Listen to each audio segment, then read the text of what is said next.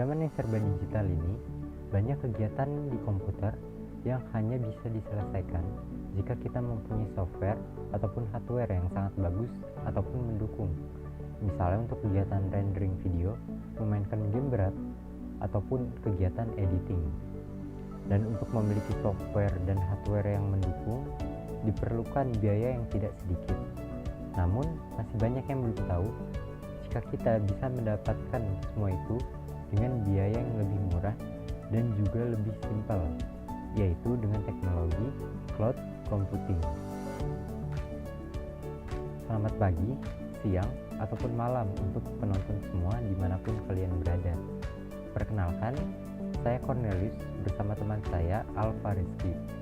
Di video ini kita akan mengenalkan teknologi lama yang mungkin masih belum dikenal sebagian masyarakat, yaitu cloud computing.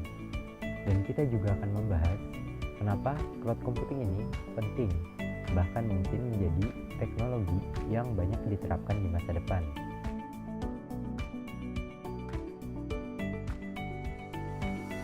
Pertama-tama, mari kita mengenal dulu apa itu cloud computing. Jadi, banyak orang yang memiliki pendapat berbeda mengenai cloud computing.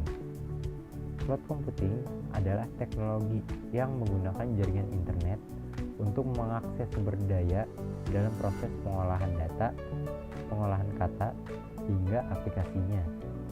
Cloud computing adalah layanan on-demand computing service melalui internet dengan menerapkan prinsip pembayaran pay as you go. Oke, jadi maksudnya on demand adalah sesuai permintaan, di mana kita bisa memilih dan menyesuaikan jenis layanan yang mau kita gunakan. Kemudian, layanan yang ditawarkan adalah computing service, misalnya berupa penyimpanan atau storage, komputasi, database, aplikasi, dan masih banyak lagi. Dan prinsip pembayaran pay as you go maksudnya kita melakukan pembayaran sesuai dengan jenis layanan yang kita pakai dan lamanya layanan tersebut kita gunakan. Dan tentunya semua layanan cloud computing hanya bisa diakses jika kita memiliki jaringan internet. Dengan jaringan internet, layanan-layanan tersebut bisa kita akses dari mana saja dan dari kapan saja. Mungkin lebih mudah jika kita lihat langsung ke contohnya, yaitu Google Drive. Jadi, pada Google Drive, kita menggunakan jenis layanan berupa penyimpanan atau storage. Kita bisa memilih berapa banyak penyimpanan yang ingin kita gunakan. Bisa 15 GB, bisa 20 GB, ataupun lainnya sesuai dengan pilihan yang tersedia. Kemudian, kita melakukan pembayaran sesuai dengan berapa lama kita menggunakan layanan tersebut dan seberapa besar penyimpanan yang kita gunakan. Pada Google Drive, penyimpanan 15 GB dihargai gratis.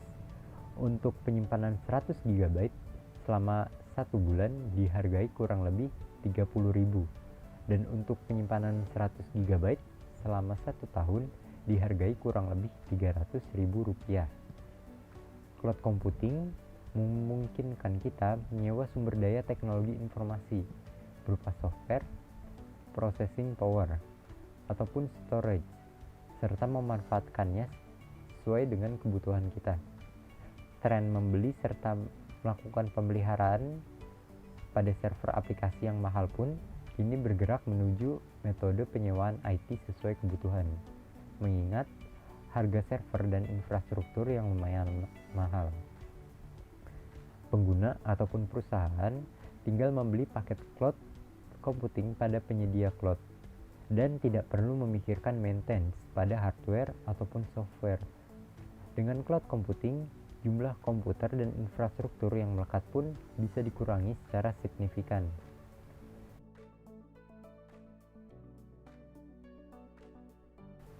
Selanjutnya, kita membahas tentang cara kerja cloud computing. Jelas kalau semua layanan cloud computing yang disediakan tidak disimpan di awan. Jadi, masing-masing vendor penyedia layanan cloud computing memiliki sebuah data center. Jadi, saat kita menggunakan Google Drive dan mengupload data kita, semua data tersebut akan disimpan di data center yang dimiliki oleh Google. Cara ini juga berlaku untuk layanan lainnya, misalnya untuk cloud computing bermain game atau cloud gaming, ataupun cloud editing, baik foto ataupun video. Keunikan cloud computing adalah bagaimana metode ini menempatkan internet sebagai pusat server pengolahan data, sehingga media penyimpanan data pengguna tersebut disimpan secara virtual dan tidak membebani pemakaian pada perangkat. Kemudian perintah-perintah yang diinstruksikan pengguna akan diteruskan ke server aplikasi. Ketika server aplikasi menerima perintah, data akan diproses dan pengguna akan mendapatkan halaman yang telah diperbarui sesuai dengan perintah terdahulu. Lebih lanjut, perintah yang disampaikan melalui pemakaian aplikasi tadi langsung terintegrasi dengan sistem cloud computing di komputer. Jaringan internet akan memastikan Anda bisa menjalankan aplikasi tadi seperti melalui browser. Berikut struktur cloud computing yang umumnya dipakai. Yang pertama ada komputer front end, berupa komputer desktop biasa dan dijumpai pada halaman depan interface. Bagian ini merupakan sisi klien dan sistem komputasi awan yang dipakai dapat dikelompokkan menjadi dua interface, yaitu sesuai fungsi dan sesuai kebutuhan penggunaannya. Yang kedua ada komputer back-end, berwujud komputer skala besar, umumnya berupa server komputer yang dilengkapi dengan data server yang dilengkapi dengan data center. Yang kedua ada komputer back-end, berwujud komputer skala besar yang umumnya berupa server komputer yang dilengkapi dengan data center. Kinerja komputer back-end harus tinggi karena melayani ribuan sampai puluhan ribu permintaan data setiap harinya. Yang ketiga ada jaringan LAN atau internet, yaitu berperan sebagai penghubung keduanya, agar kedua sistem tersebut dapat bertukar informasi dan data.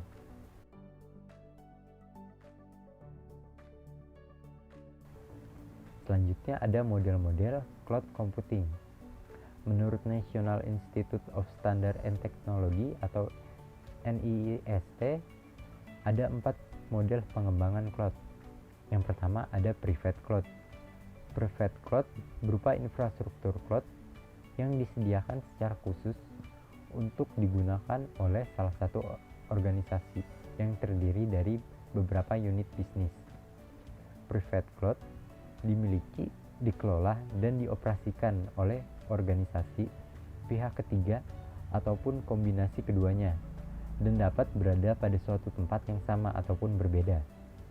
Yang kedua ada community cloud, yaitu infrastruktur cloud yang disediakan secara khusus untuk digunakan oleh komunitas yang spesifik dari organisasi-organisasi yang memiliki kepentingan sama. Community cloud dimiliki, dikelola, dan dioperasikan oleh satu atau lebih organisasi dalam komunitas tersebut, ataupun pihak ketiga ataupun kombinasi keduanya, dan dapat berada pada suatu tempat yang sama ataupun berbeda. Yang ketiga ada public cloud. Public cloud berupa infrastruktur yang disediakan secara terbuka untuk digunakan oleh masyarakat umum. Public cloud dimiliki, dikelola, dan dioperasikan oleh perusahaan, akademis, ataupun organisasi perintah ataupun kombinasi dari semuanya. Public cloud berada pada tempat yang ditentukan penyedia layanan cloud. Dan yang terakhir ada hybrid cloud. Hybrid cloud berupa infrastruktur cloud yang terdiri dari dua atau lebih infrastruktur cloud yang berbeda, misalnya berupa gabungan dari private, community, ataupun public cloud, yang tetap unik namun terikat pada standar atau paten dari teknologi.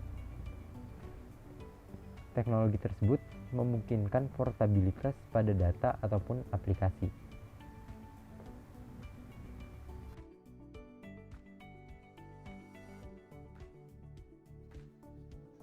Ya, dan berikut ini adalah beberapa contoh dari cloud computing.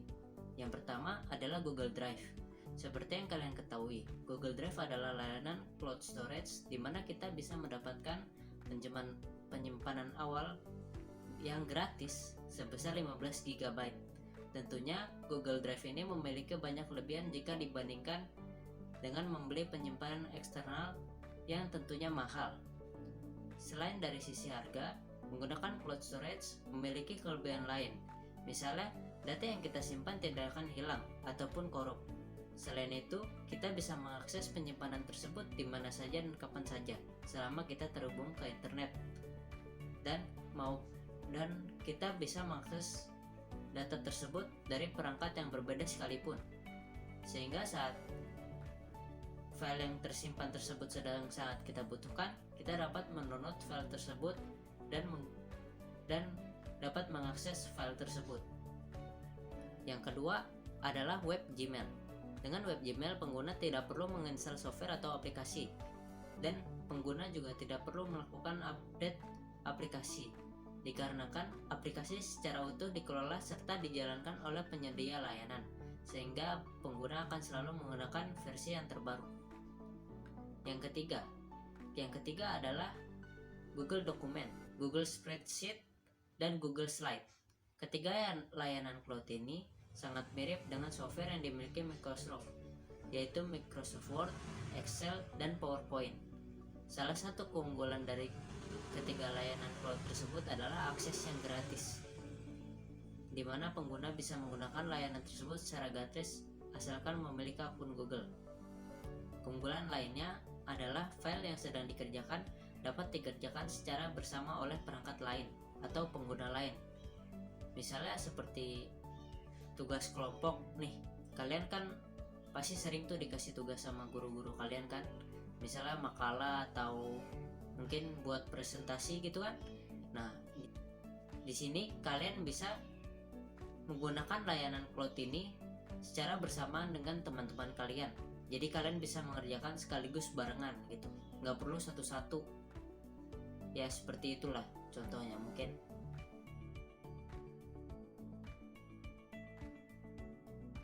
Dari cloud computing ini ada beberapa keuntungan jika kita gunakan. Yang pertama, praktis dan simple, karena kita dapat menggunakan HP, PC, ataupun laptop untuk mengakses data pekerjaan dimanapun dan kapanpun. Yang kedua, ada pengamanan dari bencana atau disaster recovery berupa backup data, sehingga pengguna maupun perusahaan yang menyimpan datanya di server tidak perlu khawatir jika terjadi bencana. Data akan aman karena ada di server yang lainnya. Jadi kalau misalnya kalian mungkin ada yang lagi garap skripsi gitu atau tesis, atau misalnya mungkin kayak ngerjain makalah atau presentasi gitu, nggak perlu khawatir ya kalau laptopnya crash atau apa kayak tiba-tiba hang atau tiba-tiba nge-freeze terus ke-restart gitu. Tidak perlu khawatir karena data otomatis tersimpan. Yang ketiga adalah pembaruan perangkat lunak otomatis, karena penyedia layanan akan melakukan update secara teratur. Jadi kita tidak perlu nih kayak harus update segala gitu kan, kayak misalnya game sebelah gitu harus diupdate dulu kan gitu baru bisa main ya kan. Ya. Yang keempat, meningkatkan kolaborasi dan kontrol dokumen ketika harus bekerja secara bersamaan. Cloud computing adalah layanan yang tepat karena sistem ini digunakan secara bersamaan oleh banyak orang. Jadi kalian bisa nih, kayak pasti kan murid-murid sekarang atau mahasiswa sekarang kan kayak sering ngerjain tugas di Discord nih kan ya. Pasti ada kan yang beberapa yang ngerjain tugas di Discord. Bisa tuh kalian sambil ngobrol atau sambil ngapain gitu, atau ya gimana lah, terserah kalian bisa tuh ngerjain barengan. Dan yang terakhir adalah cloud computing tidak memerlukan hardware atau software khusus. Berbagai kegiatan komputasi seperti video editing atau bermain game berat memerlukan HP, laptop, atau komputer dengan spesifikasi yang tinggi kan. Jadi misalnya kayak PUBG nih kan butuh tuh HP atau komputer yang speknya tinggi. Nah, sedangkan untuk pelayanan cloud computing ini nggak perlu tuh kayak spesifikasi yang harus mahal atau gimana gitu. Tidak perlu, karena semua proses dijalankan oleh server dan data center penyedia layanan, dan pengguna hanya perlu menyediakan internet saja. Dengan manfaat yang dihasilkan dari teknologi cloud computing, sudah pasti cloud computing akan lebih berkembang di masa depan, sehingga dapat menghasilkan layanan-layanan lainnya yang lebih hebat lagi. Dan kita sebagai pengguna tentunya sangat terbantu nih dengan layanan cloud computing ini, karena kita bisa melakukan berbagai pekerjaan komputer dengan lebih maksimal. Tentunya masih banyak pengembangan dari cloud computing, dan masih banyak pula layanan yang ditawarkan dari cloud computing ini yang tidak bisa kami jelaskan dalam satu video. Kalian bisa mencari sendiri layanan cloud computing sesuai dengan keperluan dan kebutuhan kalian.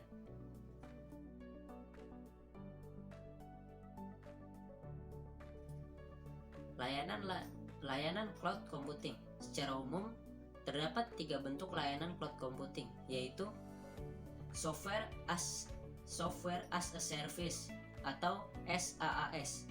Software as a service adalah layanan cloud computing di mana pengguna bisa menggunakan secara langsung aplikasi yang telah disediakan.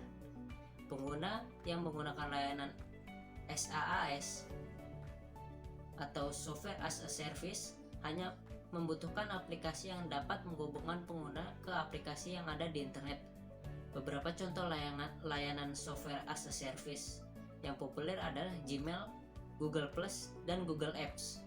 Software as a service dapat memiliki banyak keuntungan. Salah satunya adalah pengguna tidak perlu membeli lisensi untuk mengakses aplikasi tersebut. Kan biasanya banyak nih yang kayak butuh lisensi gitu kan. Jadi ini nggak perlu, kalian nggak perlu bayar dan semuanya gratis. Sebuah laporan yang diterbitkan oleh Microsoft pun menekankan salah satu manfaat terbesar dari penggunaan layanan SaaS adalah investasi awal lebih murah pada perangkat lunak dan perangkat keras. Yang kedua, platform as a service, atau kita bilang aja PaaS lah ya biar lebih simpel.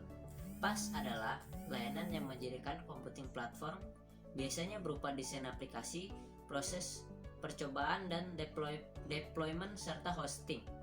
Layanan ini memperbolehkan pengguna membangun sebuah aplikasi dari virtualisasi perangkat keras, redundasi data, dan availability atau ketersediaan yang tinggi. Setelah pembangunan selesai, aplikasi dapat dikirim pengguna melalui internet. Keuntungan layanan ini adalah pengguna bisa lebih fokus pada pembangunan aplikasi tanpa memikirkan tentang pemeliharaan dari computing platform. Google App Engine, Microsoft Azure, Salesforce.com adalah contoh dari layanan PaaS. Yang terakhir adalah Infrastructure as a Service atau LaaS atau IaaS ya. IaaS. Salah saya, maaf. IaaS adalah layanan cloud computing yang menyediakan infrastruktur dan perangkat keras seperti server, media penyimpanan, bandwidth, virtualisasi, dan konfigurasi lain yang memungkinkan utilities bagi pengguna. Keuntungan lain dari layanan IaaS adalah pengguna tidak perlu membeli komputer fisik sehingga lebih menghemat biaya. Konfigurasi komputer virtual juga bisa diubah sesuai kebutuhan. Misalkan saat data penyimpanan media hampir penuh nih, media penyimpanan bisa ditambah dengan segera. Perusahaan yang menyediakan layanan IaaS adalah Amazon EC2, Telkom Cloud, dan Business Cloud. Mungkin sekian saja penjelasan dari kami kali ini. Semoga video ini bermanfaat bagi kalian semua yang menonton dan menambah pengetahuan bagi kalian yang mungkin sedang mencari materi tentang cloud computing nih. Bisa mungkin ambil dari sini ya. Silahkan di share jika kalian merasa video ini bermanfaat, dan mohon di like dan di subscribe. Terima kasih. Wassalamualaikum warahmatullahi wabarakatuh.